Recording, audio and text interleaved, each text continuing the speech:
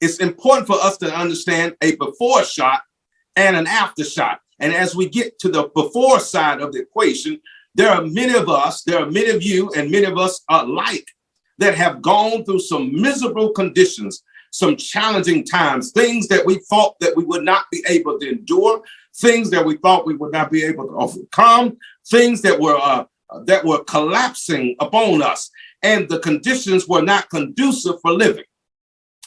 And the conditions were not liberating, but the conditions came with great levels of liability.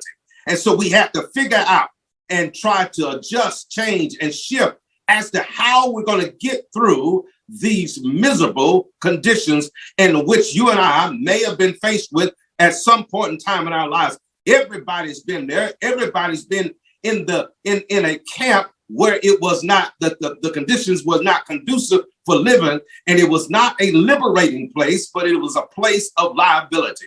And so I want to suggest today, brothers and sisters, those of you who are here that are listening to my voices, that are listening to what the word of God is being said.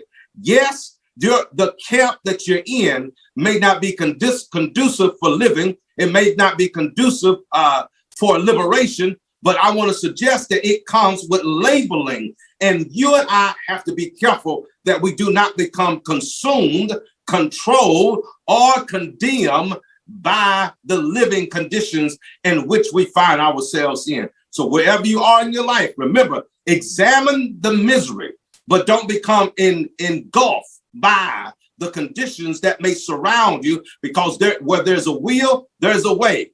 And God is showing us the pathway, the power, and the process to move and maneuver through those conditions.